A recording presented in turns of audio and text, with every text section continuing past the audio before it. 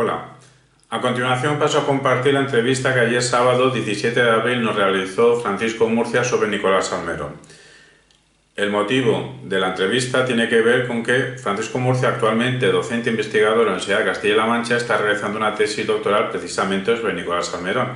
Y de hecho de recurrir a un servidor para formular unas preguntas, pues tiene que ver con el hecho de que nosotros hemos subido 14 vídeos sobre Nicolás Salmerón en nuestro canal de Javier Darío Guzmán. Esto para mí pues es un honor de que me formulen estas preguntas, pero también es un carácter peculiar. Actualmente ya no hace falta ser un articulista, haber realizado ningún artículo escrito o publicado para ser considerado, hombre, no me atrevo a decir un especialista, pero al menos en cierta medida conocedor de la obra de alguien o de cierto fenómeno. La actividad en las redes sociales puede ser de muchas maneras, cada uno que interactúe como quiera puede en las redes sociales, pero también se puede interactuar en las redes sociales produciendo trabajos en cierta medida, si no académicos, porque a lo mejor estrictamente no tienen el molde, no se ajustan perfectamente a las características que tendría que tener una investigación académica universitaria, pero bueno, al menos sí tienen suficiente interés como para despertar el interés en académicos. No hace falta ser un articulista, se puede tener 0 artículos sobre alguien, sobre algo, y ser tenido en cuenta a la hora de producir conocimiento. Los 14 vídeos a que nos referimos los pasamos a enumerar e indicar por si a alguien les interesa. El primero fue Salmerón, protoanalítico. El siguiente, Nicolás Salmerón, protoanalítico, demócrata y pedagogo, 4 de noviembre de 2018. Siguiente, Salmerón, pontificado y civilización moderna, 2 de enero de 2020. Salmerón, ¿se puede conciliar poder religioso y liberalismo político? 7 de enero de 2020. Salmerón y la libertad de enseñanza, 9 de enero de 2020. Salmerón y la hermenéutica fenomenológica interpelativa, 12 de enero de 2020. Salmerón y la filosofía novísima, 15 de enero de 2020. Salmerón y el lugar de la religión en la civilización moderna, 19 de enero de 2020. Salmerón y la dialéctica, religión y filosofía, 22 de enero de 2020. Salmerón y la civilización, 29 de enero de 2020. Salmerón y la ley y la historia, 26 de enero de 2020. Salmerón y la justicia, 5 de febrero de 2020. Salmerón y los pueblos, 9 de febrero de 2020. Y Salmerón y la filosofía de la vida, 12 de febrero de 2020. El último de momento, pero elevamos al público nuestro compromiso de este verano continuar con los vídeos que nos faltan, más bien con la temática política de Nicolás Salmerón. Adelante con la entrevista, que por cierto tuve la oportunidad de saber las preguntas de antemano, pero rechacé esta posibilidad para que fuese una conversación más fluida, más sintética, no centrarme tanto en datos, dando respuestas robóticas, sino perfilar, concretar, enfocar lo que tengo en la cabeza sobre Nicolás Salmerón, y por eso las preguntas yo me daba cuenta conforme me las iban formulando. Hola, ¿qué hay? Bueno, pues mira, yo le cuento.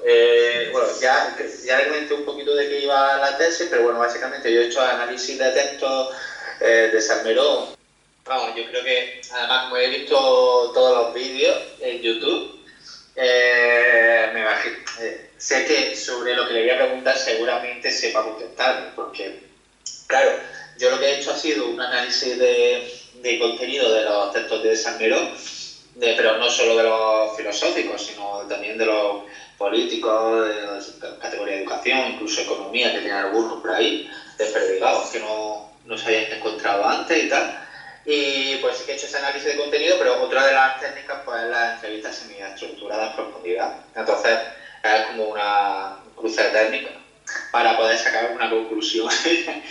Entonces, si quieres, podemos empezar.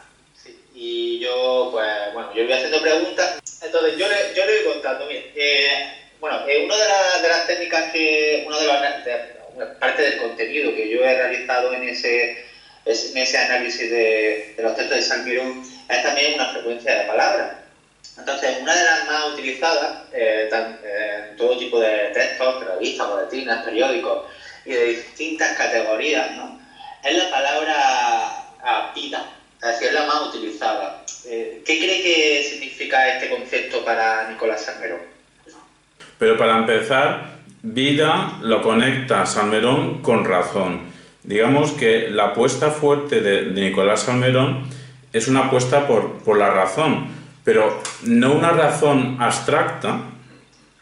Incluso tiene una época que se interesa bastante por la ciencia, cada vez se interesa más por la ciencia, pero una razón a ras de suelo, una razón vital, podríamos decir, pero es que ese término de razón vital nos puede confundir a Ortega y Gasset, que es ligeramente posterior, es incluso el que le sustituye en la cátedra. Pero para no confundirnos, en su propia época, Nietzsche estaba vivo. En su época Nietzsche estaba vivo, era contemporáneo, y Nietzsche se ha hecho famoso por hablar sobre la vida. Pero hablar sobre la vida en base a los instintos. Esta no es la acepción de Salmerón. La suya no es una vida meramente instintiva, de lo irracional. Aunque en algún momento sí que llega a hablar de que el filósofo tiene que tener en cuenta lo subconsciente. Lo llega a decir. Lo llega a decir, pero esto es un ítem, un matiz entre 40 o 50 más. La suya no es una apuesta por la irracionalidad, por el vitalismo entendido de forma instintiva o irracional. Entonces, concretando ahora la pregunta, vida lo aplica a la práctica, una práctica.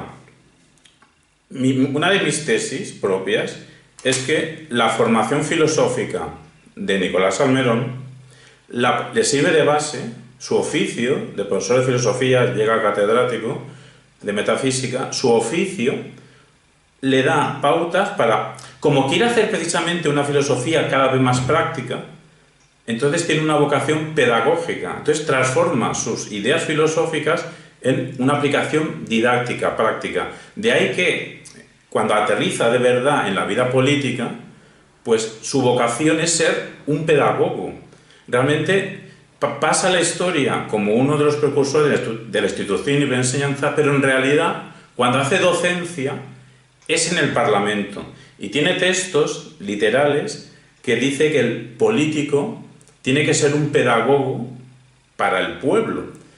Todo esto lo digo para ceñirme a la concepción de vida que tiene él, una concepción de vida práctica, y su práctica va de la filosofía a la pedagogía y de la pedagogía a la política. Entonces, ¿qué es vida para Salmerón? El escenario en el que estamos instalados en el mundo. Te añado una cosa, porque todo hasta ahora es un hacerme explicar, un aporte nuevo que te doy. Lo que critica es concebir la vida como un dualismo cotidiano. Yo tengo dos estudios de Salmerón, luego te comentaré. El segundo es preguntarme si es dialéctico, porque en sus 12 trabajos filosóficos utiliza dialécticas, relaciones tensas que había en su época. En los políticos también de vez en cuando lo utiliza.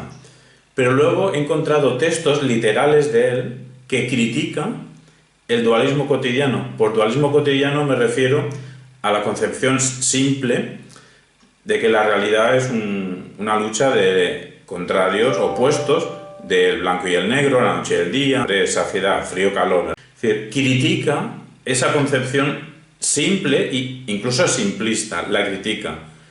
Por eso yo tenía una confusión, porque solo veía dualismos en su obra, pero hasta al final encontré los textos que critica. Todo esto te lo digo por las dos contestaciones que te doy, es conecta vida con la práctica y una práctica que no se puede reflejar en dualismos. Aunque lamentablemente estamos para él atravesados de dualismos, para él la vida no es una lucha del blanco y negro. Porque otra palabra clave de él, a lo mejor no te ha salido en las frecuencias, pero clave me refiero no en cantidad de veces, sino en calidad, concordia. Concordia es otro leitmotiv de él, otra idea fuerza.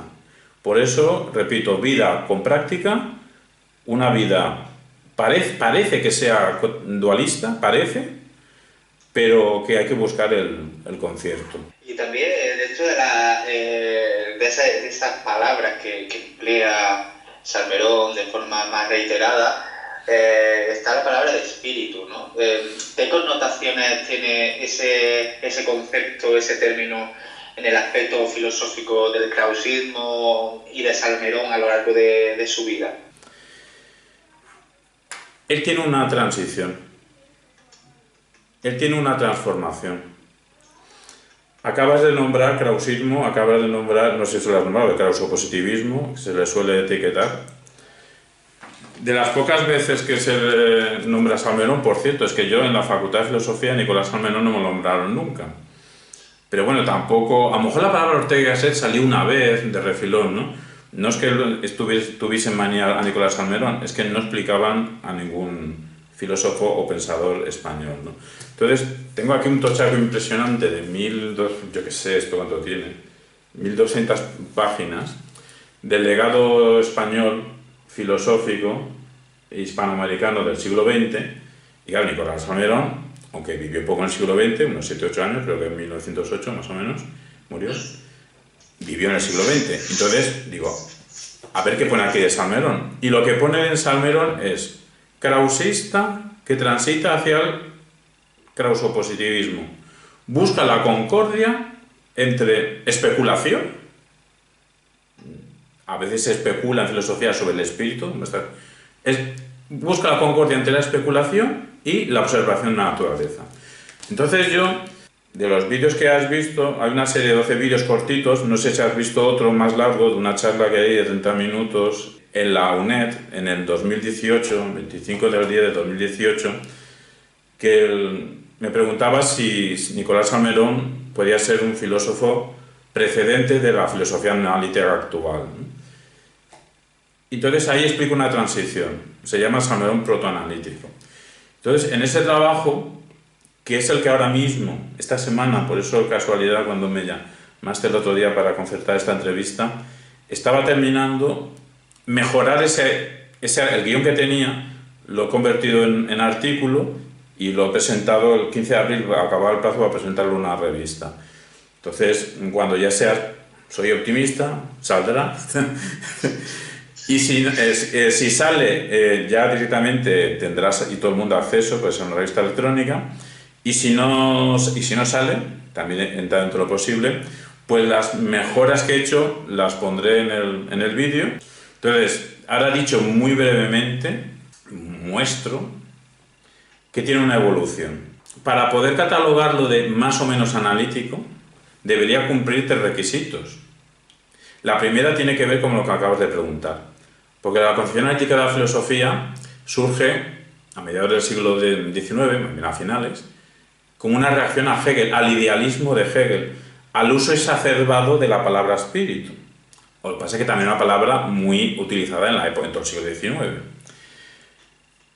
Debería tener una característica que es la de rechazar el idealismo de Hegel o el idealismo general. Las otras 2 características es ser claro, preciso a la hora de expresarse, y la otra tercera característica que tenga una conexión, una reflexión sobre el lenguaje, pensamiento, mundo. Pues centrándonos solo a esa primera característica, si cumple reaccionar contra el idealismo, si cumple reaccionar contra el espíritu. Lo que pasa es que seguro que te saldrá a lo mejor muchas veces la palabra espíritu porque estaba en boca y en la pluma de todos los pensadores de la época, pero tiene una evolución. Entonces sí que tiene una primera fase espiritualista, pero espiritualista incluso en el sentido de espiritismo, de hacer mesa redonda para contactar con espíritus. He llegado a encontrar un testimonio de cuando era joven estuvo ligeramente seducido por esta opción de espiritismo, literalmente de contactar con espíritus. Me refiero que tiene eso fue una moda pasajera, pero sí que tiene una primera fase de instalarse en el idealismo. Y el idealismo es que hay un espíritu absoluto, vete tú a saber qué es eso, se supone que es la humanidad, pero vete tú a saber qué es. Esto le viene del krausismo. El krausismo, digamos para entendernos, que es un idealismo, pero light, reducido, armónico con la vida, con el arte, con la naturaleza. ¿Por qué triunfó el krausismo en España? Todo esto viene porque a Sanz del Río, en 1843, le nombran, hay un decreto que cambia las ordenanzas de la Facultad de Filosofía y dicen que tiene que haber una cátedra de Historia y Filosofía y nombran catedrático a Sanz del Río. Nombran a otros catedráticos también, pero al único que le dicen, usted váyase a Europa a formarse, es al que iba a ser el de Historia y Filosofía. Las otras cátedras, no me acuerdo de memoria, creo algo de biología, no sé qué, no le hacían falta formarse. Entonces Sanz del Río se va a Alemania. Perdón, sí, se va a Alemania, pero pasa primero por Bruselas. En Bruselas contacta a Heinrich Hartner y le dice, vete a Heidelberg, y allí contacta con Leonardi y Roder. ¿Y estos quiénes eran? Pues ahora mismo no forman parte de la lista grande de filósofos, pensadores, pero eran seguidores de otro que tampoco actualmente es famoso, es que se hizo súper famoso en España, incluso en Bruselas, pero en Alemania ahora mismo nadie sabe quién es Krause. Estos dos eran seguidores de Krause. Podrían haber sido seguidores de cualquier otro de los 15 o 20 pensadores filosóficos de segunda línea que había en Alemania. El caso le aconsejaron Krause como podían haberle aconsejado otro. Entonces Sanz del Río conoce la obra de Krause. Bueno, Krause había muerto en 1832, no lo conoce personalmente, pero conoce a sus seguidores. Entonces, el sistema de Krause, pues como todos los idealismos de esa época, hace un análisis de la conciencia y de ahí llega un momento que demuestran todo. Y demuestran todo, Krause en concreto, demuestra a su manera, ¿no? Demuestra que el mundo es una parte de Dios. Todo esto se puede parecer a Hegel, el mastodóntico gran pensador alemán de la época. Sí, pero mientras que Hegel también aterriza en lo práctico, Hegel también habla del Estado, también habla de la ética. Hegel aterriza en lo práctico, pero aterriza en lo práctico también teniendo grandes paseos por lo abstracto. Pero Krause directamente baja a lo práctico. Entonces Sanz del Río se dio cuenta que esta filosofía de Krause era más aplicable en la España isabelina de aquel tiempo. Esa filosofía más de estar por casa, porque quería una armonía entre los seres humanos, la naturaleza, tenía un toque místico, que tampoco iba mal con la España religiosa. De todas formas, también un toque místico del protestantismo, no del catolicismo, que tiene sus diferencias, ¿no? Protestantismo más de la conciencia individual, etc., ¿no? La católica es una razón más colectiva, ¿no? Pues encajaba bien, el krausismo encajaba bien, era un idealismo más de estar por casa. Y ese idealismo, a la Krause, fue el que se empapó Nicolás Salmerón. Entonces tiene una primera fase 100% idealista, pero llega un momento que tiene una segunda fase. Tiene una segunda fase que ya, incluso en libros de historia, más que de historia, sobre historia, libros de filosofía de la historia, incluso Nicolás Salmerón se le puede decir que es el pionero de la historiografía en España, porque pensó cómo había que hacer la historia. Lo que intento decir es que criticó a Hegel, criticó el exceso de historicismo. Salmerón siempre mantuvo que hay que tener coordenadas históricas, pero una cosa es tener en cuenta la historia y otra cosa es pensar que la historia tiene un destino. Como creía Hegel, que ese destino acababa en el espíritu absoluto. Entonces, dando vueltas a la palabra espíritu, seguro que si has hecho el recuento le saldrá muchas veces, pero resumiendo, parte de un idealismo, ese idealismo lo va aterrizando Salmerón. Tiene una época, de ahí lo de que se le suele etiquetar de krausopositivismo, tiene una época de vamos a fijarnos en las ciencias, a ver las ciencias que observan, a ver las ciencias que explican.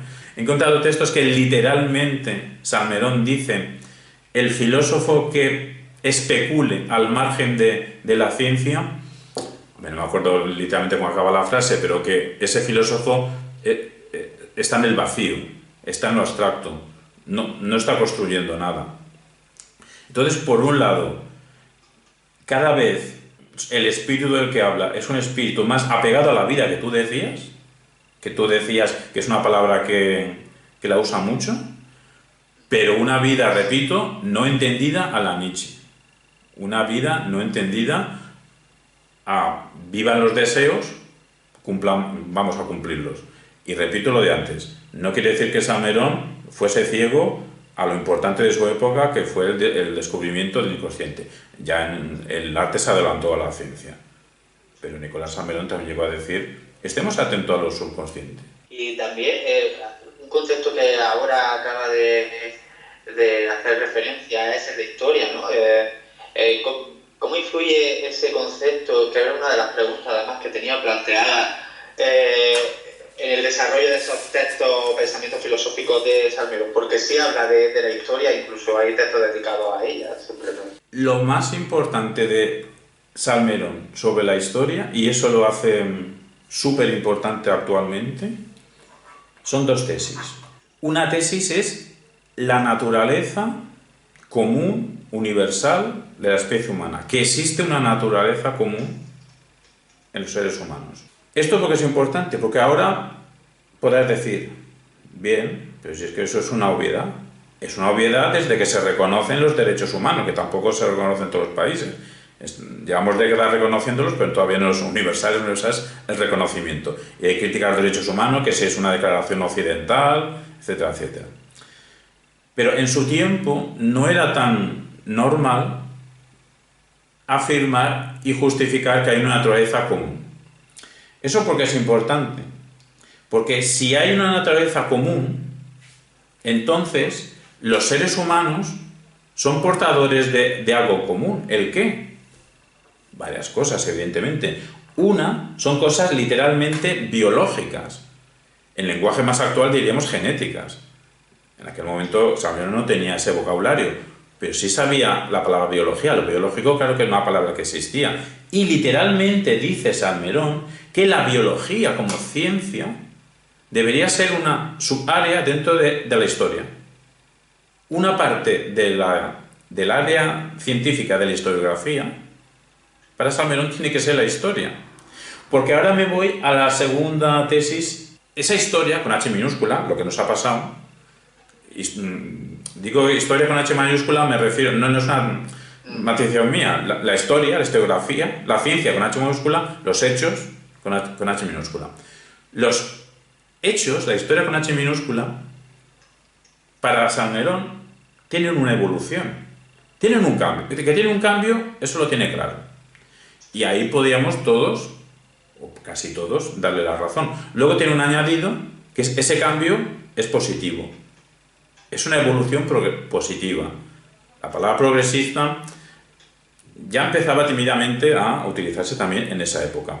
Aquí desde nuestro tiempo podemos una operación a realizar. ¿Era ingenuo Nicolás Salmerón? Esa es otra cosa. Podemos ver hasta qué punto lo defiende. Pero en sus textos es que su labor docente le obligó a hacer textos sobre la historia. Incluso hizo un manual para historia para el bachillerato, porque una de las cosas que pasó en ese decreto que hemos dicho al principio de 1844, que regulaba, bueno, si no en ese, no, fue un poquito después, una ley de 1850 y algo, 57, que esa ley de 50 y tantos, 1800, también esa, ahí Moyano, pues también decía cómo tienen que ser los estudios de bachillerato, los estudios preuniversitarios. Pues en esas circunstancias, Salmerón llegó a redactar un librito, un manual para la asignatura de historia en bachillerato, y lo firmó anónimamente como un profesor de historia. Cuando se publicó ese libro, al menos en la primera edición, sí que en la primera edición firmó como un profesor de historia. Todo esto lo estoy diciendo porque su profesión le llevó a hacer libros sobre historiografía, a hacer libros sobre historia. Es más, es que su tesis doctoral, el papel o la tendencia de la humanidad o del ser humano, de la especie humana, en la historia, pero tiene 3 o 4 o 5 líneas la tesis doctoral, ¿no? Desde la edad antigua para la edad moderna, es decir, es una tesis sobre historia.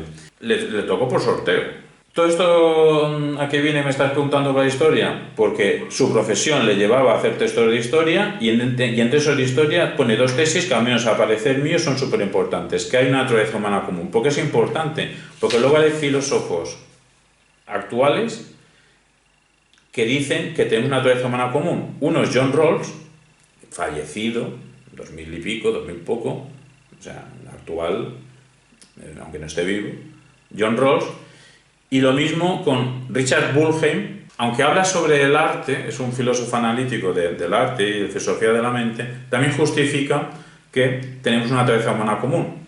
Es que a ciertos pensadores filosóficos, una vez que ya han mostrado que hay una naturaleza humana común, eso les permite hacer proyecciones, hacer tesis que sirvan para toda la humanidad. Porque es que si no, lo que dice cualquiera, si no tenemos una naturaleza humana común, ¿para qué sirven las tesis que hacemos?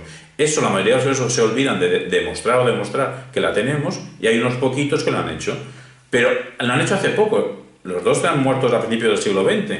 A finales de sobre 1970, cuando ambos dos muestran con razonamientos potentes que tienen una naturaleza humana común. Y luego la biología, en la misma época, les va dando la razón a estos filósofos. Es un trabajo, es un problema contemporáneo de su momento, coetáneo. Pues Nicolás Salmerón ya lo mostró a su manera. Entonces, pues eso lo considero importante. Y el otro punto que te he dicho, que hay una evolución en la historia.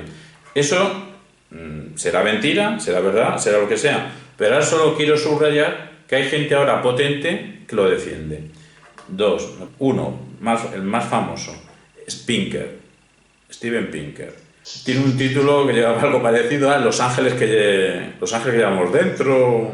Entonces, Steven Pinker, en ese libro sobre los ángeles que llevamos dentro, pues muestra con una cantidad de datos apabullante que, pese a que pongas el telediario y haya un montón de conflictos bélicos, no hay día que no haya un conflicto bélico en el telediario, vivimos desde hace décadas en la época más pacífica de la historia.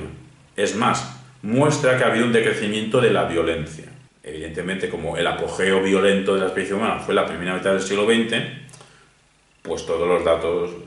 Yo esto no lo digo no porque Pinker tenga razón o no, que eso ahora mismo no nos compete a nosotros dos. Lo digo de que tiene fama de ser un psicólogo social relevante. Y esta tesis es muy importante, sea verdad o sea mentira. Pues, ¿cuál es su tesis de Pinker? Y basado en la práctica, en un razonamiento abstracto. Que hay una evolución, al menos últimamente. Quizá Pinker diga, no, el principio de una evolución negativa y llevamos por 50 o 80 años con una evolución positiva. Pues Salmerón justificó que nuestra historia, con H minúscula, nuestra historia progresa. Y acabo esto con otra referencia actual, sí que está vivo, Lorenzo Peña. Lorenzo Peña es de los filósofos ahora mismo más potentes que hay en lengua española, pero en cualquier lengua. Otra cosa es que no sea hiperfamoso como un Chomsky, un Habermas, etc. Lorenzo Peña produce unas teorías lógicas muy potentes, entonces tiene textos sobre filosofía de la historia.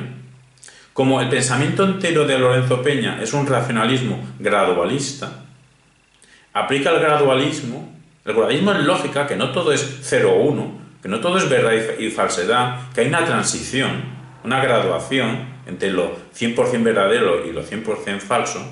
Pues ese gradualismo también Lorenzo Peña lo justifica en la historia. Dice que en la historia humana hay una graduación y hay una graduación hacia el progreso, porque se ve ingenuamente, pero Lorenzo Peña cree, o justifica, es una creencia justificada, que cuando estamos en buenas circunstancias, condiciones de utilizar la razón y vamos hacia la razonabilidad, llega un momento que hacemos cambios y son cambios para mejor.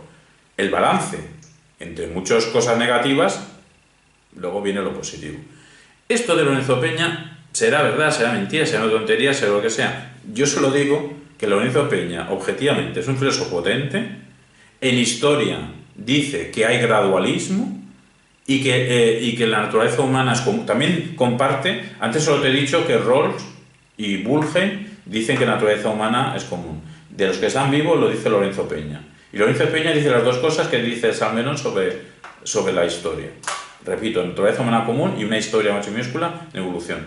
Y la frase que empezó y no ha acabado es que Lorenzo Peña es potente y dice que la historia progresa, aunque sea no linealmente, cuando utilizamos la razón. Y pues tenemos una naturaleza humana común que es racional. Y yo solo digo que eso lo decía Salmerón. Y digo que Lorenzo Peña, al leerle, Lo que tengo seguro 100% es que es un experto del pensamiento krausista, domina el pensamiento krausista. Entonces, deduzco que si domina el pensamiento krausista y tiene esas tesis, hombre, no sé si las habrá leído directamente Salmerón, pero puede haberlas leído directamente Salmerón o indirectamente del ambiente krausista. Esa es mi contestación de que tiene dos tesis potentes sobre la historia y actualmente hay gente potente que la dice. He ahí la importancia de Salmerón. Aunque no me lo estás preguntando, solo muy breve te digo, es que a Salmerón le ha faltado tener un libro de empaque filosófico. O sea, era más orador que escritor. Incluso tiene algunos textos, yo no sé si serán sinceros o será a veces la pose que el que escribe, el postureo, o ha existido siempre. Entonces tiene textos un poco de, si es que esto de escribir, donde esté la palabra viva entre personas, eso es lo importante. Reconoce cierta, no vagancia, pero cierta pereza a la hora de escribir. Entonces fue parco en palabras escritas y fue generoso en la palabra hablada. Y por eso sus textos son textos o bien de articulitos, o bien en la prensa, o bien los textos académicos que hizo, o bien la parte escrita de sus discursos políticos en el Parlamento, las actas que están recogidos, o los discursos que hizo políticos por ahí, pues también están recogidos, si no íntegramente más o menos. Entonces, le ha faltado un libro emblemático. Sí, lo que una de las preguntas que te quería preguntar un poquito más adelante era que cómo definiría el estilo, ¿no?, de lo que ha podido leer de Salmerón, es decir, uniendo esa falta, ¿no?, de producción escrita, ¿no?, podemos decirlo así, ¿no?, escasa, ¿no? ¿Cómo definiría ese estilo? Sobre todo en el aspecto filosófico, ¿no?, porque es lo que ha leído más de Salmerón.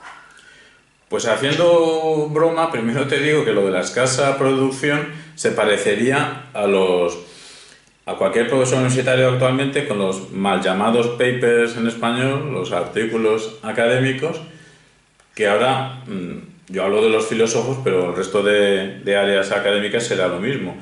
Ahora, los pensadores filosóficos al uso, libros de filosofía no tienen. Lo mismo, cuando llevan 10 años publicando articulitos, pues hace una recopilación y su primer libro de un pensador filosófico estándar a los 40 años es una recopilación del mejor artículo de cuando tenía 31 años, 32 así hasta 40, ¿no? Pero no es que hagan un libro específico pensando en un tema. Pues igual que Nicolás Salmerón. O sea, tiene esos 2 o 3 libros, la tesis doctoral, tiene cosas académicas, pero luego tiene muchos articulitos.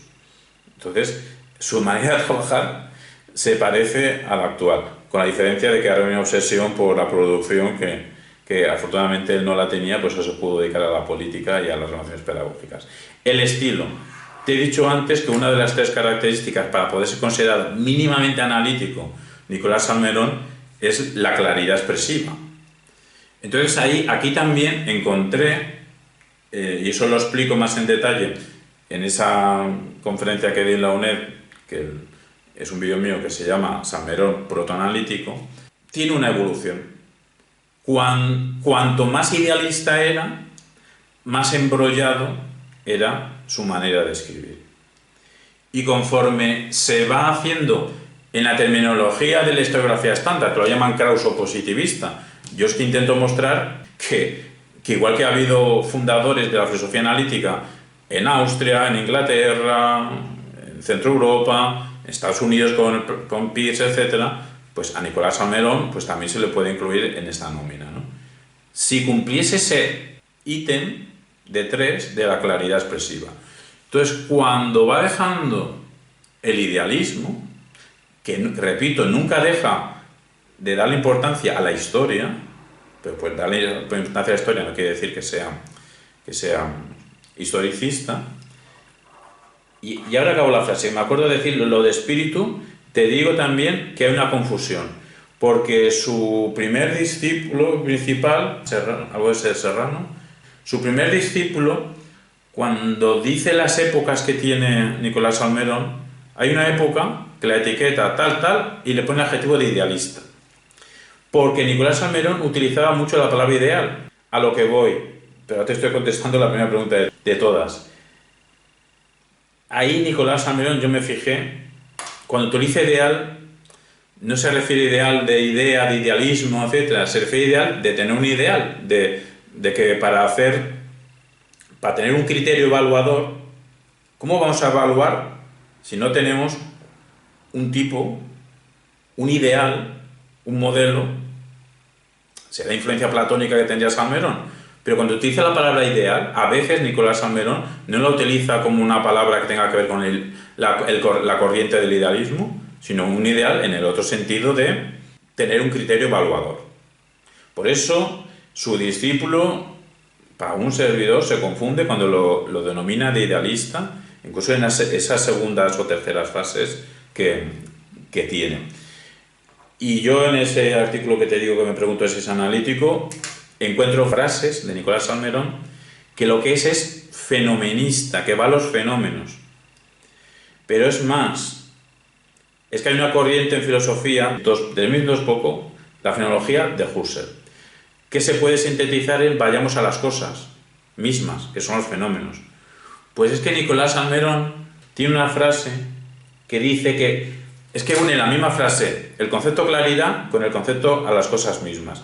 Para tener claridad, dice más o menos, para tener claridad vayamos a las cosas mismas. Lo dice en 1890 y pico. Esto lo digo porque es súper importante, porque en esa frase se antepone al estilo de la claridad, que es lo que me estás preguntando, y también hace un antecedente de una de las corrientes filosóficas más potentes del siglo XX, es la fenomenología de Husserl, que vayamos a las cosas mismas. Es que ahí la importancia de Salmerón. No tiene un gran libro, no tiene un artículo que ese artículo sea el superartículo del siglo, pues que dentro de esos artículos tiene textos muy potentes. Vuelvo a aterrizar a lo de la claridad. En un principio no era claro. Incluso Menéndez Pelayo le criticaba de que el estilo de Salmerón, el que le había leído, y sería verdad, no dudo, pues un estilo embrollado, y es cierto, pero tan cierto es como que hay en él, eso es seguro, una conciencia de que hay que dar claridad. O sea, que tiene frases literales, de que el filósofo, el pensador filosófico, el pedagogo y el político vayamos, incluye él, que él vayamos hacia la claridad, eso lo dice. Entonces sí que hay una ligera, al menos ligera, evolución hacia la claridad formal. Y por eso ese rasgo de la claridad formal, pues sí que en cierta medida cada vez lo tiene más. Me estás preguntando por el estilo era embrollado en un principio, tiene conciencia, eso es segurísimo, tiene conciencia hacia la claridad. Que lo consiga o no, pues eso para estamos los lectores. Este lector es lo que dice que un poquito lo consigue. Y dentro de los textos que yo he podido leer, desde los primeros hasta los últimos, sí que es cierto que los primeros me costaban bastante más entenderlos que los siguientes. Es decir, conforme he ido leyendo, es verdad que también conforme he ido leyéndolos más, también lo he ido entendiendo más, porque al final ya te metes un poco más en su mundo, también es cierto, ¿no? Pero sí que me sucedía eso, que al principio era como, cuando lo hacía de forma cronológica era como más complicado.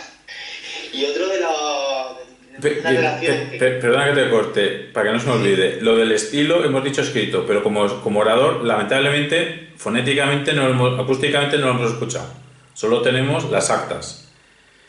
Pero también tenemos comentarios sobre él, ¿verdad? Parece ser que como orador no era malo, incluso pedagógico, didáctico. Y cuando leemos sus discursos políticos, realmente es para quitarse el sombrero de cómo dice lo que dice. Claro, el contenido cada uno, pues nos parecerá importante o no, según nuestra propia ideología, etcétera, etcétera, etcétera. Eso es una cuestión aparte. Lo que pasa es que la forma y el fondo van unidos, no se pueden separar en un discurso, ¿no? Entonces, como orador era potente, era didáctico. Y es que a la fuerza tenía que serlo porque procedía, a la política llega de la docencia y de la docencia llega de una filosofía que quiere ser práctica. Sí que yo, dentro de los textos que han de los textos que he podido leer, que son discursos, que bueno, no están analizados, sino los analizados son los que están, los que son textos escritos directamente para prensa, ¿no? O para boletines o para cualquier otro medio.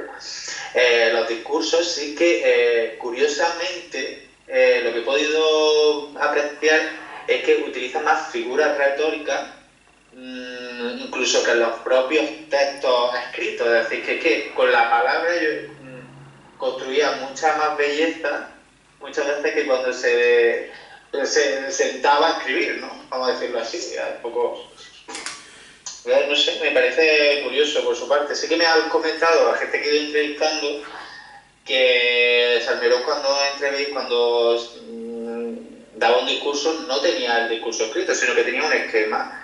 Él iba orando de forma que realmente dice, bueno, pues la verdad es que sorprende, ¿no?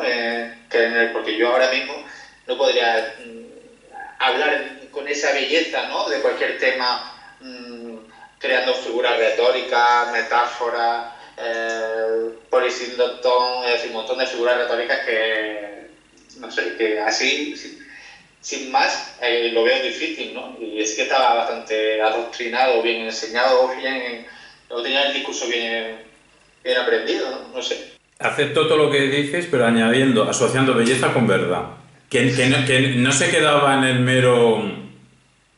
la mera elegancia de decir palabras, de regalar el oído a que le escuche, sino que esos recursos estaban al servicio de la verdad que él quería exponer. Quiere decir que mi lectura, mi interpretación es que no caía en un mero exhibicionismo formal de mira qué bien hablo, sino todo esto es una atmósfera que creo, que voy produciendo con mi discurso, porque lo que quiero es que te llegue este contenido que para mí, para él, para Nicolás Salmerón, que es cierto. Es decir, quiero que, a menos mi punto de vista, es asociar belleza, sí, belleza, pero una belleza que apunta a la verdad o que hemos llegado a la verdad a partir de la belleza, ¿no? Y bueno, también hay una serie de términos, ¿no? Que creo que pueden tener relación, ¿no? Y que también emplea mucho en sus textos, que son los términos de hombre y pueblo. ¿Qué significan esos dos términos, hombre y pueblo, para estos pensadores causistas, ¿no? O para Salmerón, concretamente, en la mitad del siglo XIX, en esta época? Pues... O más de la mitad, un poquito más de la mitad del siglo XIX. Sí. He encontrado, antes he comentado de que muchos textos suyos plantean una realidad dialéctica, dual, aunque luego diga que es mejor que no debería ser así, pero que existe. Lo que él está en contra de que pensemos que la realidad es dual, pero que existen cotidianismos duales, los encuentra. Y una tensión que encuentra es entre el individuo y la teoría que hay al lado suyo del individualismo, del atomismo, pero en cuestión atomismo, y luego los textos, luego los discursos, digamos, estrictamente hablando de comunismo, de una apuesta en común. Esa tensión, él es consciente en su época. Gustavo Bueno tiene una categoría de las distintas izquierdas definidas. Nos dice que la primera izquierda que surgió cuando la Revolución Francesa, con la lucha contra el antiguo régimen, para Gustavo Bueno, antes del antiguo régimen no había derechas. Surge a la vez. Derechas es que hay unos privilegios, izquierdas que vas en contra de esos privilegios. Para Gustavo Bueno, la primera izquierda sería la jacobina, pues luego la segunda liberal, que el pueblo español es uno de los artífices del término liberal y liberalismo y de esa izquierda liberal. La tercera izquierda, si no me acuerdo mal el nombre, sería la izquierda anarquista. La cuarta, la izquierda que ahora llamaríamos socialdemócrata, que es en la que se puede situar a Nicolás Salmerón, aunque en la práctica parecía que era de centro, incluso de centro-derecha, en las acciones que hacía cuando fue presidente. Pero una cosa son esto lo vemos luego si quieres, otra cosa son las acciones y otra cosa las ideas. Pero después de esa izquierda socialdemócrata, diríamos, pues vino ya la izquierda comunista, y luego ya no lo vio Salmerón, pero la izquierda asiática de China, etc. Pues esto lo digo porque él era consciente de esa tensión entre la izquierda, digamos, anarquista, o la izquierda liberal, la izquierda del individuo, que puede caer en un atomismo, y la izquierda, y y el comunismo. Él era consciente. Entonces, para él, hombre, no quería concebirlo ni como mero átomo. Eso para mí no es una interpretación mía, para mí está literalmente en sus textos, que he leído, que él tiene una crítica fuerte a concebir al hombre como átomo, pero también tiene una crítica fuerte a concebirnos al hombre única, exclusivamente, bajo el aspecto del comunismo. ¿Él dónde está? Él lo que sí dice, y tiene razón, relación esto con la naturaleza humana común. Antes te he dicho la palabra dignidad y ya te digo la otra, cooperación. Él sí que dice, él subraya la palabra cooperación. Entonces, no habla de un hombre individual, habla de hombres, de ahí se llega al pueblo, pero sin llegar, digamos, a la estructura comunista, pero sí la estructura cooperativa.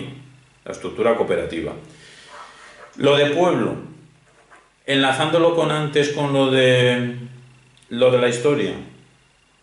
Para Nicolás Salmerón, el emerger de la historia no está en los átomos individuales, está en las ciudades. Literalmente llega a decir la primera célula social, y te recuerdo que antes había dicho que para Nicolás Salmerón estrictamente la biología, aparte que puede ir por su cuenta con sus amigas científicas de la naturaleza, pero aparte de eso, la biología debería ser utilizada por el historiador como una herramienta. De ahí que coja la terminología biologicista de la palabra célula. Y literalmente dice Salmerón que la ciudad es la primera célula social. La primera célula social. No el individuo aislado, ni una gran comunidad. La ciudad. ¿Y eso por qué es importante?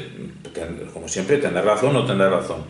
Pero hay un humanista, hay un pensador norteamericano, Mumford, que tiene muchos estudios, bueno, ya ha fallecido, de la mitad del siglo XX, que tiene unos estudios muy importantes, transversales, sobre la tecnología, la industria, lo técnico, lo tecnológico, el arte, la ciencia, la filosofía, el cine y el germen, pero de una perspectiva del urbanismo.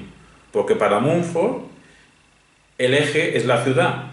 Entonces yo solo digo que Mumford tendrá razón, no tendrá razón, ahora mismo en eso me da igual. Solo digo que Mumford está considerado un intelectual muy potente, que ha explicado la sociedad de una forma entrelazada, y su base. Mumford tiene 40.000 veces más palabras que Salmerón, o 2 millones más veces más palabras. Pero todas las palabras de Mumford se resumen en que la ciudad es el eje, a que a partir se construye todo. Pues eso está en Salmerón. No está en un gran libro de Salmerón, no está en el hiperartículo tan súper famoso.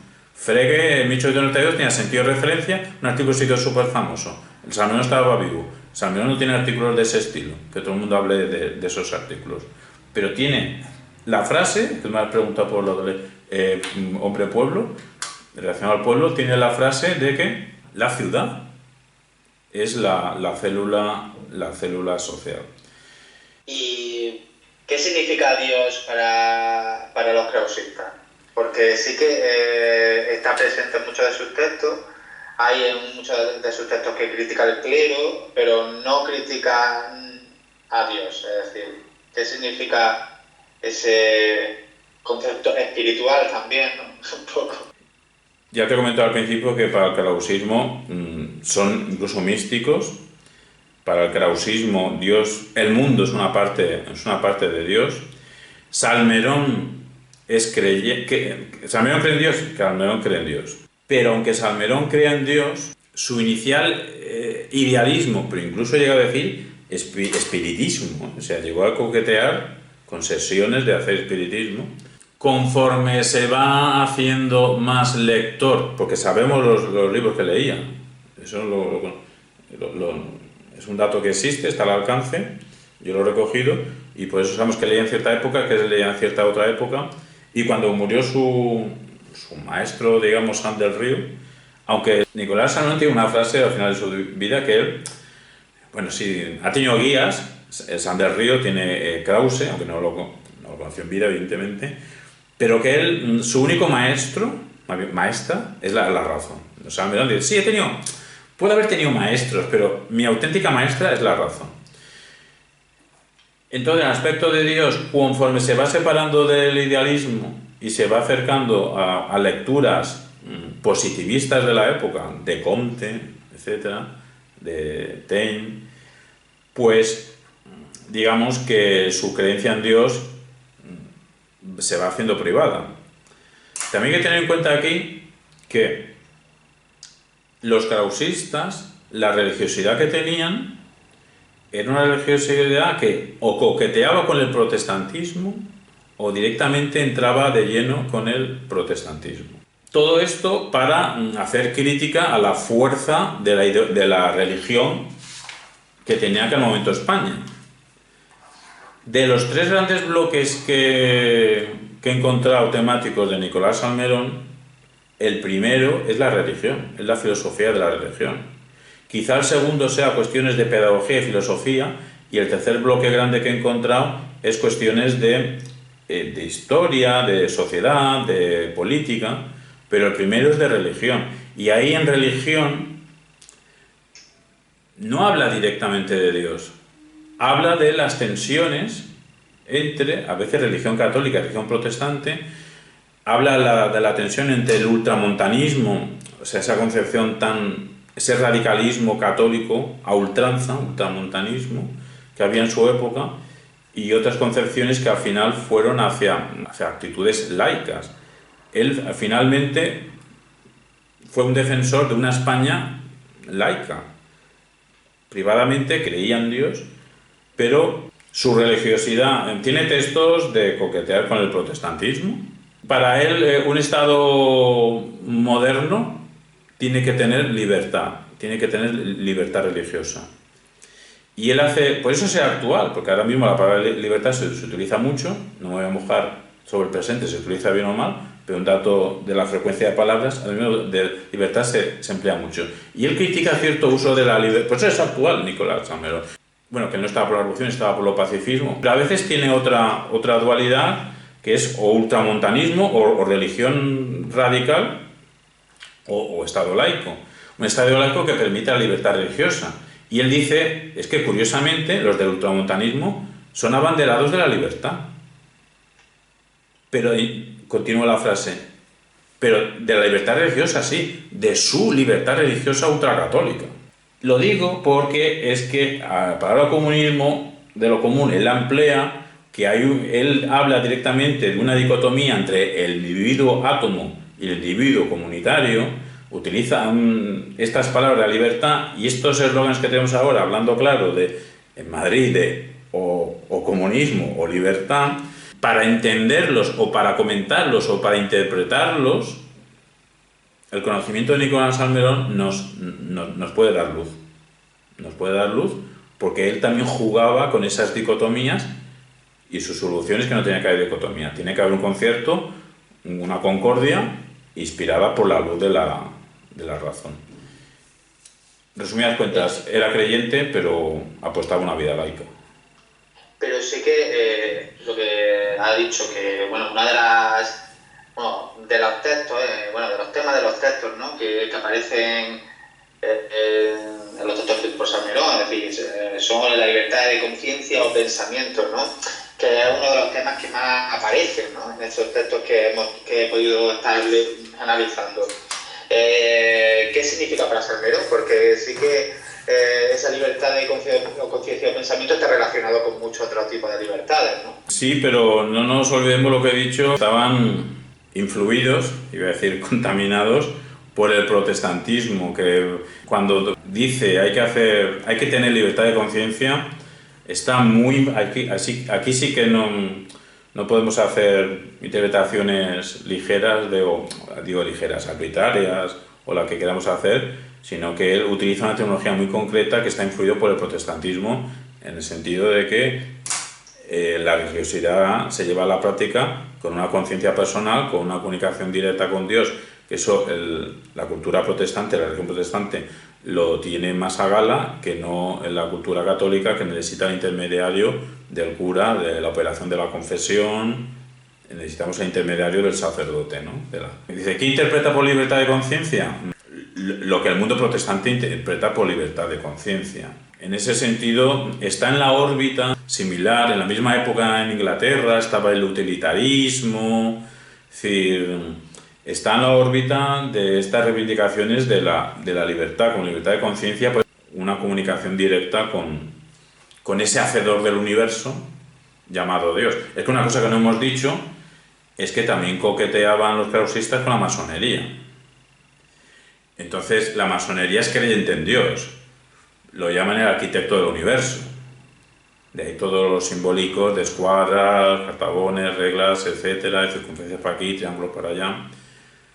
Pero aunque tienen una creencia ateísta, que hay un Dios, bueno, y aunque los masones tienen sus rituales, sus sacerdocios, sus vestimentas, etcétera, etcétera, su concepción de Dios, lo menos que llega al panteísmo de Spinoza, de que todo es Dios. El de Krause se acercaba a Spinoza, se acercaba al panteísmo, se acercaba de que todo es Dios. Por eso he dicho que Krause es casi místico, pero decir que Krause era místico no lo considero yo como un elogio. Es una actitud muy loable o no, pero si hablamos de la filosofía es una actitud irracional, ¿no? La libertad de conciencia que querían es la libertad influida por el protestantismo. Y otro tema que hemos estado hablando en la pregunta antepenúltima es sobre otros temas que aparecen bastante también sobre este tema, lo que decía, ¿no? La revolución y también el progreso social y humano, ¿no? ¿Qué quieren expresar los krausistas con estos aspectos? Es decir, o Salmerón en este caso, con ese progreso social y esa revolución. ¿Tienen una simbiosis esos dos conceptos? Es decir, la revolución para conseguir progreso, por poner un ejemplo, no lo sé. Lo que tengo claro es de haber leído a Salmerón, de estar en contra de la explotación del ser humano. Repito lo de antes, que para él un concepto clave que hereda de Kant, no he dicho que lo hereda de Kant, pero que es la dignidad. Entonces lo que te estoy contestando es que por un lado tenía clarísimo que hay que cambiar, pero cambiar progresivamente, cambiar paulatinamente, cambiar poco a poco, hacia la ausencia total de explotación por el ser humano. Él era consciente de esa tensión que he dicho antes entre el atomismo y el comunismo. Él era consciente de las críticas que hacía el incipiente comunismo de su época.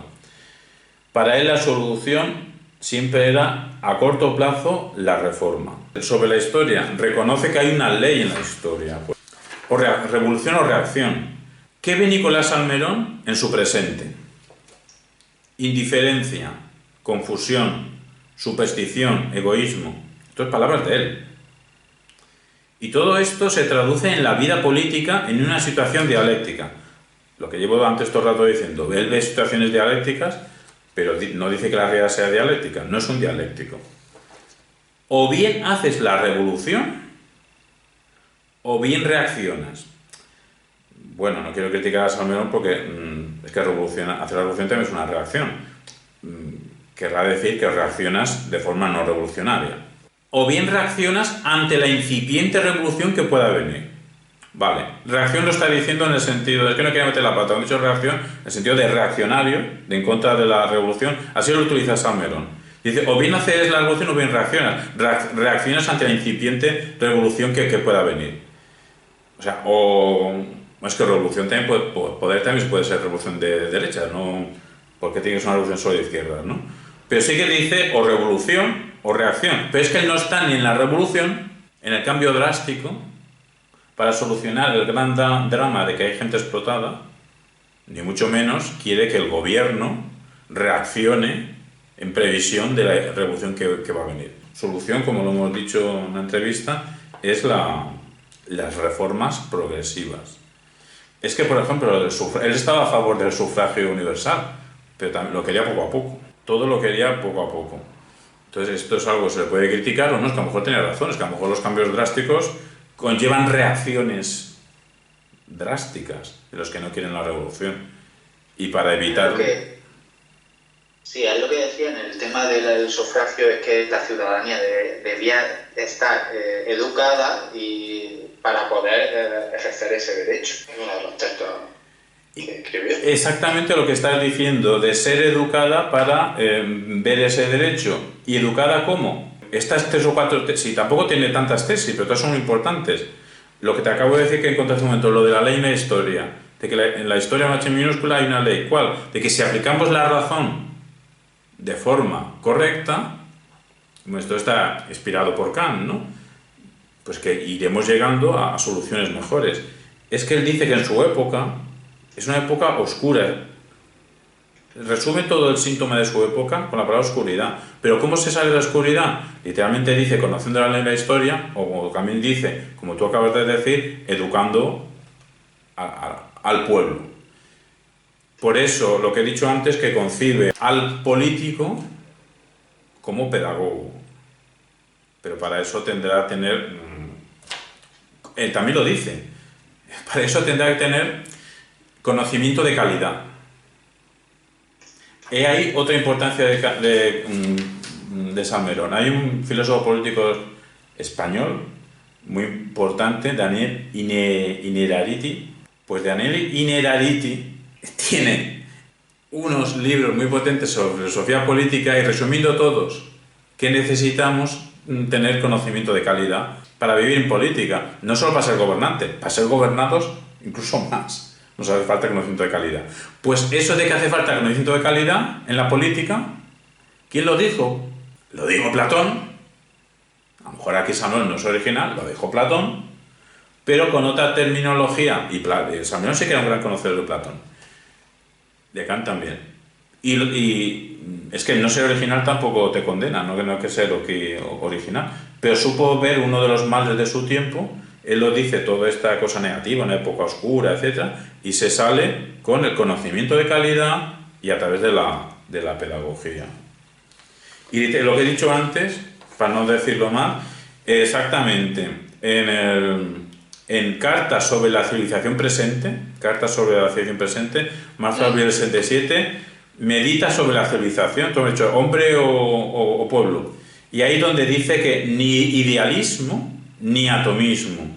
Pero es que luego también continúa lo del atomismo y cambia el idealismo por lo común. Tengo aquí notas sobre la nación. Sí, además era una de las preguntas también, porque nación es uno de los temas también que aparecen en Salmerón, entonces ahí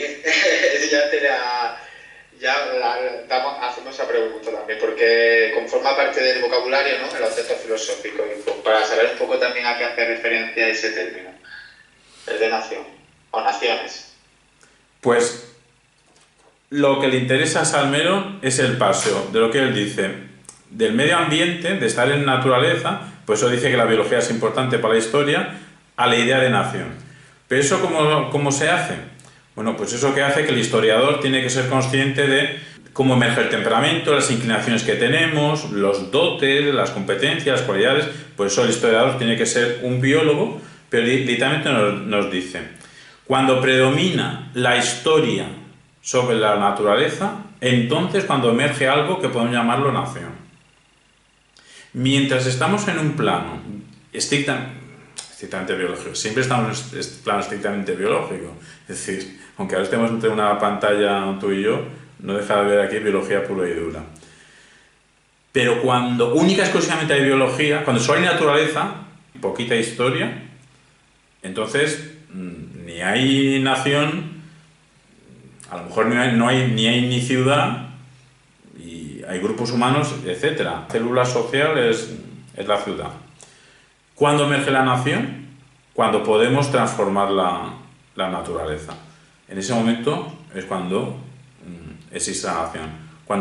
Dice literalmente cuando predomina la historia sobre la nación.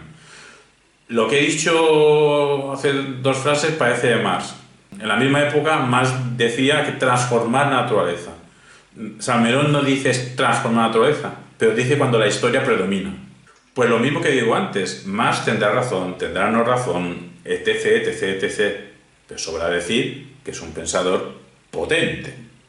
Pues una de las potencias de Marx es darse cuenta de la importancia que tiene el trabajo humano, porque es una acción transformadora de la naturaleza. Eso es una realidad de perogrullo, pero Marx la subraya, a partir de ahí construye su sistema filosófico, sociológico, etcétera, etcétera. Pues en la misma época, Nicolás Salmerón, pues está escribiendo no que la naturaleza se transforma por acción humana, sino que cuando predomina lo histórico sobre lo biológico, entonces emerge la nación. ¿Y a qué, otro de los términos es poder? ¿A quién cree que atribuye Salmerón el poder? Ahora contesto, porque he encontrado algo que también tiene que ver con lo de que me han preguntado de pueblo, nación, etc.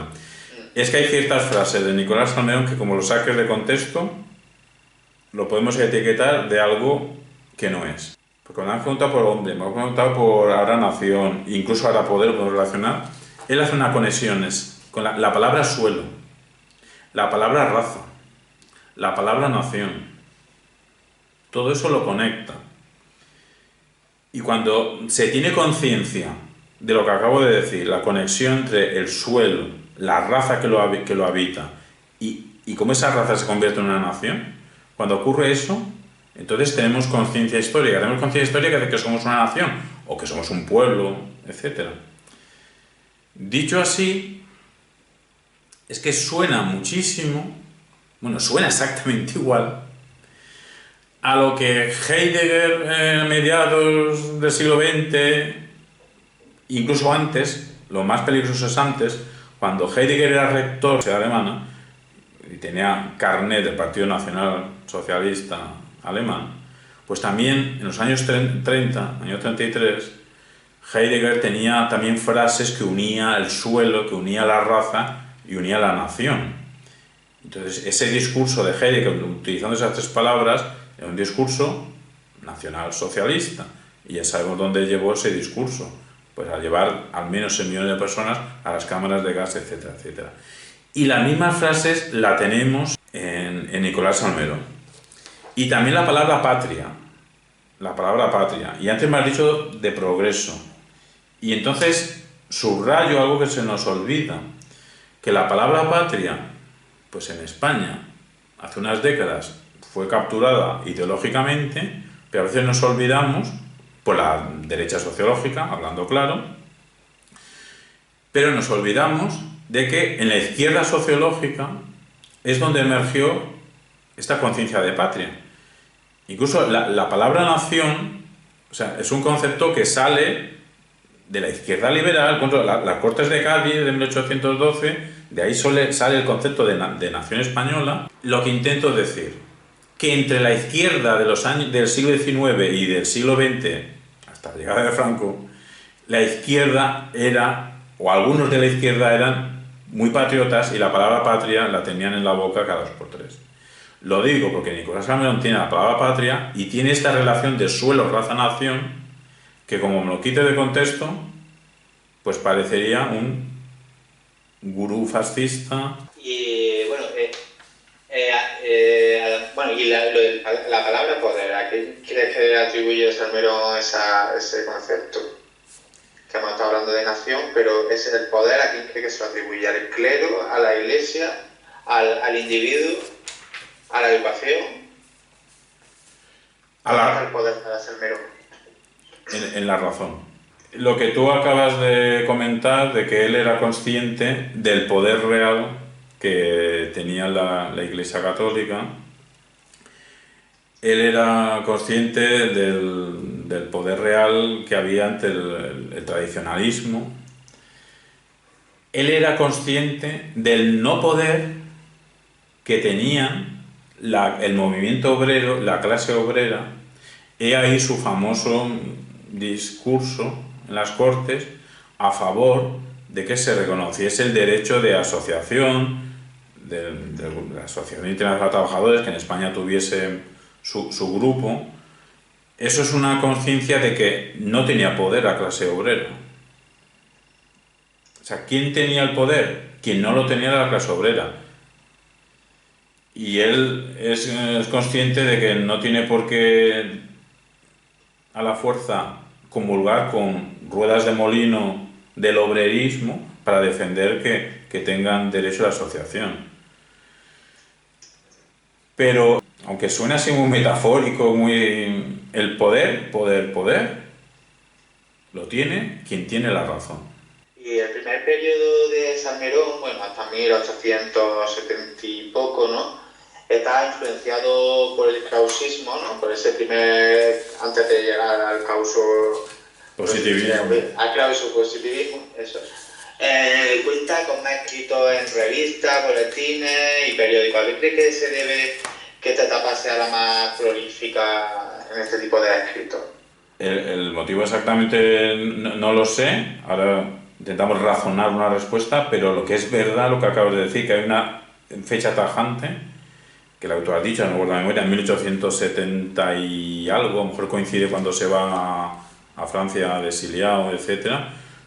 Su producción, su contribución al servicio de la sociedad tiene dos fases, hasta el año el que sea, 1870 y algo, y a posteriori. Después de esa época, su contribución pues es a lo mejor más de discursos orales, etc. No es que antes no hiciese. Más de poner en práctica esa filosofía o ese pensamiento filosófico, porque no es que tenía un libro sistemático, un tratado de filosofía. Lo que intento decir, que sí que es verdad que tuvo una fase de producción filosófica y luego tuvo una fase de aplicación en la pedagogía y en la política.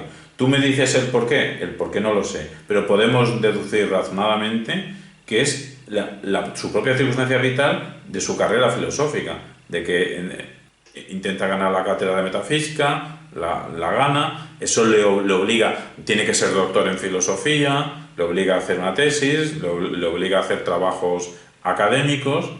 Entonces, su actividad profesoral le obliga a realizar los trabajos filosóficos. Resumiendo, tiene una fase de producción escrita y tiene una fase de aplicación. Si no se hubiese dedicado a la política, quizá hubiese desarrollado ese tratado filosófico para ser famoso en la historia de la filosofía. Pero nos hubiésemos perdido una aplicación práctica de alguien que llegó incluso a presidir el Ejecutivo español y el Congreso de los Diputados lo llegó a presidir, si no recuerdo, en más de una ocasión. Incluso fue ministro también. Y incluso primero ministro. Entonces, que la etapa krausista también sea una de las más presentes, ¿no?, en sus textos. De esta primera etapa también tiene que ver con esa misma conclusión, ese mismo razonamiento, ¿no? Porque aunque pase por varias etapas filosóficas, ¿no?, Salmerón, sí que la más prolífica también es la que coincide con la krausista, que cuando gana la cátedra, etc., ¿no? Pues ya te digo, la ciencia natural, o sea, la experimentación, la observación. O sea, sabemos hasta lo que leía. Es decir, cuando aterriza en la ciencia, es la ciencia experimental de su tiempo. Es que incluso quiere hacer una psicología fisiológica. Es decir, las lecturas que tiene es de lo que llamamos ahora científicos de la naturaleza, científicos naturales. Es una concepción de que la ciencia tiene que ser la explicación de los hechos que se dan en el mundo. Él lo que añade es que algunos hechos del mundo son hechos filosóficos. Y entonces la labor del pensador filosófico está en la producción de hechos del mundo que son filosóficos, pero que un hecho, como dije antes, un hecho filosófico no es absolutamente nada si no está en concierto. Es que la palabra concierto lo utilizan mucho, de concierto en sentido de armonía, de conciliar. Pues la palabra concierto la utiliza él mucho, y si no está en concierto la ciencia entendida de explicar los hechos físicos del mundo, no podemos hacer unos hechos también del mundo peculiares, que son los filosóficos, que es explicar desde la razón. La palabra razón es primordial y le viene de Saint del Río. A veces me preguntas más que del krausismo, más que de Saint del krausismo, de Saint del Río. Se hace un seguidor de Krause, se hace, tanto así que es anecdótico. Antes he dicho que lo mandan, vete a viajar, a aprender cómo se hace historia de filosofía, luego vuelves y vas y lo aplicas. Cuando vuelve a España, que se va, creo, en 1844, una cosa de estas, en un caso insólito, manda una carta al ministerio de turno que dice: no estoy preparado todavía para coger mi plaza de catedrático de Historia y Filosofía. Necesito formarme todavía más. Necesito asimilar el sistema de Krause. Y no empieza a dar clase hasta 1854. No sé si estuvo una década preparándose. Porque en realidad Sanz del Río quería preparar a España de entrar en la filosofía moderna. Y entonces esto lo digo porque, más que ser un seguidor de Krause, lo que Sanz del Río se hizo un seguidor de la razón, de tener actitud racional, de dar explicaciones justificadas. Y eso es lo que Salmerón hereda de su maestro, al punto de que luego llega a decir: no, yo no tengo maestro más que la razón. Sí, Sanz del Río será maestro, pero mi maestro es la razón. Lo que ahora me acuerdo una cosa que también es importante, es que también, si quieres, podemos decir cosas desde mi punto de vista, desde alguien que tiene una lectura entusiasta, pues podemos decir, por Nicolás Salmerón, tengo 2 o 3 puntos en los que para mí hay que tirarle de las orejas. Entonces, también un tirón de las orejas del krausismo es que van a Europa a saber qué es la filosofía moderna, para cuando se sepa, venir aquí y hacer historia de ella y enseñar a los españoles que es la filosofía moderna. Eso es un acto de ignorancia, porque la filosofía moderna emerge a partir de las lecturas que hicieron los alemanes de Suárez en latín, de toda la escolástica hispánica, etc. Es que incluso Heidegger, que lo he nombrado, a principios del siglo XX, Heidegger leía a Suárez.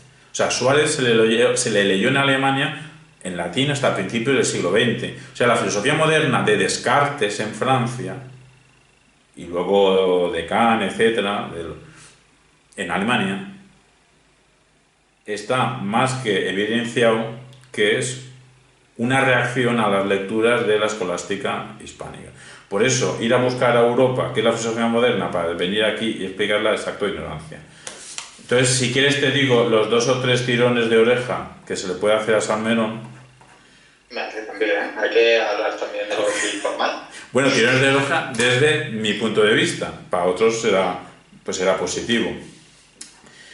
Es que curiosamente coincide con Heidegger, un pensador, un escritor que no tiene nada que ver con Salmerón, coincide bastante. Antes he dicho una cosa, ese vocabulario del raza, suelo, pero que era un vocabulario de la época en España, no es que solo Salmerón hablase así.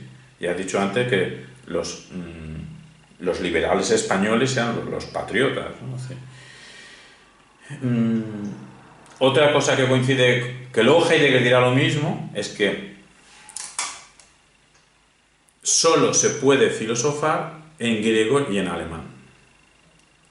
O sea, Salmerón llega a escribir que la filosofía alemana es la filosofía novísima, que el idealismo alemán soluciona las tensiones que había entre las dialécticas que había en el pensamiento de toda la historia, y la filosofía alemana lo va resolviendo a su manera. Es una filosofía novísima, y la más novísima es la de Krause, que es más armónica, intenta más buscar la armonía, algo que suena bello antes de eso que decías de la belleza, pero y que en español, decía Nicolás Salmerón, tiene defectos sintácticos, tiene defectos pragmáticos, tiene defectos que esos defectos propios de la lengua española le hacen inapropiada para construir filosofía. Que solo se puede hacer filosofía auténtica en griego y en alemán. Eso lo puso negro sobre blanco Nicolás Salmerón, y eso en la primera mitad del siglo XX también lo puso negro sobre blanco Martin Heidegger, de que solo se puede hacer filosofía en griego antiguo y en alemán, y que lo demás no es filosofar, es un balbuceo. Y eso, literalmente, dicho con tranquilidad, es racismo lingüístico. Entonces, en ese momento, Nicolás Salmerón se le puede justificar, es que la atmósfera española era un germanismo, era creer que los alemanes que estaban inventando la historia, pero fue en Alemania, porque la ciencia de la historia la inventaron los alemanes, antes no había, eso es que fue un invento de ellos. Como fue un invento de ellos, se ponen a ellos mismos como el final de la historia, directamente. Prusia, el Estado prusiano, es el más guapo de todos, porque lo dice la ciencia de la historia. Entonces, tenía muy buena prensa, se supieron vender muy bien, la fábrica de pensamiento alemán se supo vender muy bien, y parte del resto de Europa y en Estados Unidos, también tuvo éxito el idealismo alemán, se compró la idea de que eran unos cracks haciendo filosofía. Eso podrá ser verdad, pero con el añadido de que en el resto de lenguas no se puede hacer filosofía. Eso es racismo lingüístico. Relacionado con esto es el otro tirón de orejas, que Nicolás Salmerón ya estaba también embebido de la atmósfera de su época y que ha continuado del negrolegendarismo. De que España quedó al margen de la ciencia, que España es un país religioso, España es un país que ha inventado santos, algún pintor que otro, y es que incluso llega a decir que los escritos, es que dice Nicolás Salmerón, pero ¿qué escritor español hay que no haya escrito con cosas que tengan que ver con la religión, ¿no? Pues Cervantes, por ejemplo, del progreso, pues creía que España estaba fuera del tren del progreso. Y eso es, no lo vamos a extender ahora, pero eso es, por ejemplo, es ignorancia, porque la primera circunnavegación del globo terráqueo pues fue un producto, fue una actividad española. Es decir, y para poder dar la vuelta al mundo en barco y demostrar que había una continuidad de agua por todos los océanos, se sabía más o menos teóricamente el carácter esférico del planeta. Para hacer esas operaciones hace falta conocimientos técnicos. Es decir, incluso en el propio momento contemporáneo de Nicolás Salmerón, hombre, hay que ser honesto que no lo vio todavía. Si no me confundo, Ramón y Cajal, no sé si nació en 1852 o por ahí, y Torres Quevedo también nació. Pero es que por esa época, 1850 y tantos, pero es que Nicolás Salmerón murió en 1908.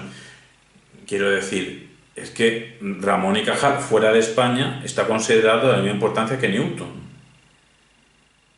Torres Quevedo hizo unos descubrimientos técnicos tecnológicos muy importantes para la época. La primera máquina que es capaz de sumar, de hacer mate en ajedrez. Cae en el negrolegendarismo, entonces eso es o tirón de orejas o elogio.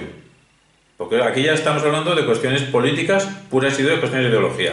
Quien crea que es verdad que hay que tener una concepción de España que perdió el tren de la historia, que éramos ignorantes, que era un pueblo inculto, que los europeos eran los listos del planeta, nosotros no, que solo cabe aprender de ellos, que España es el problema y Europa la solución, quien crea todo eso, entonces tiene que leer a Nicolás Salmerón, porque Nicolás Salmerón pensaba eso. Los que consideren que eso es tener una concepción negrolegendaria de España, quien lo crea, de que no estábamos tan mal en algunas cosas y en algunas cosas estábamos bien, es decir, el calendario, ahora sea el 23 de abril, ahora forzaron de que Shakespeare y Cervantes murieron el primer día, solo forzaron para que como que Shakespeare, como era un genio tan grande como Cervantes, cuando sabemos que murieron días distintos, porque en Inglaterra tiene un calendario distinto. ¿Por qué? Porque en Salamanca, en la escuela de Salamanca, pues dieron con la tecla de cuál es el calendario más exacto, más el que tenemos ahora. Y los ingleses todavía se quedaron un tiempo con otro calendario y un desfase de 15 o 20 días. Pero Shakespeare y Cervantes murieron el mismo día, pero el 23 de abril, el mismo día, no era el mismo día, había 20 días. Los ingleses tenían un calendario más inexacto. Cayó en el negrolegendarismo de que España pierde el tren de la historia y llegó a decir que en español no se puede hacer filosofía, que solo se puede hacer filosofía en griego antiguo y alemán. Y bueno, dentro de esos textos de esos escritos filosóficos, y ya no le voy a preguntar más porque si no al final le voy a quitar demasiado tiempo, publicado en revistas, periódicos y boletines, predomina la ideología progresista de esos medios, es decir, cuando son textos filosóficos, ¿no? Era habitual, por ejemplo, cuando eran textos políticos, predominaba la ideología demócrata, ¿no? Es decir, depende de la categoría donde están esos textos, pues predomina una ideología u otra. ¿Era habitual esa presencia de los escritos de los filósofos españoles en los medios de esta ideología, de la ideología progresista? No, no. La Universidad Española estaba atravesada por pensamiento escolástico, de ahí esas reformas a mediados del siglo XIX de querer poner la Universidad Española, repetir lo de antes, como si no tuvo buenos momentos la Escuela de Salamanca, etcétera, etcétera. Pero bueno, de poner o volver a poner la Universidad Española a la altura de la europea, no sé si lo conoces, pero un libro que ha salido hace poco, La tradición de la intradición. El subtítulo es Historias de la filosofía española entre 1843 y 1973. El autor es Víctor Méndez. Institución libre de enseñanza. Lo de libre a veces no lo explicamos, pero ¿libre de qué? Que querían libre respecto a quién. O sea, que no atada, no condicionada, no determinada por la Iglesia Católica. Porque la educación está en manos de la Iglesia Católica, de todos los niveles. La universidad también. Entonces, es que lo que pasa es que el siglo XIX español es un vaivén, siempre entre dos tendencias, van cambiando los nombres. Hombre, llega un momento que lo de volver al antiguo régimen ya ni se plantea, ¿no? Pero bueno, no tanto volver al antiguo régimen, pero ya posturas conservadoras o posturas más liberales. Claro, el término liberal es equívoco. Incluso el republicanismo de Nicolás Salmerón, es que había muchos republicanismos. El Nicolás Salmerón es uno, pero habían varios. Yo por mi parte voy bien. Una persona que en Almería tiene un conocimiento exhaustivo de Nicolás Salmerón es Antonio Guerrero. Antonio Guerrero, yo creo que ya habrá acabado su trabajo fin de máster en la UNED exactamente sobre Nicolás Salmerón. Pues ya cerrando y paso a resumir el mensaje que hemos querido transmitir en esta entrevista.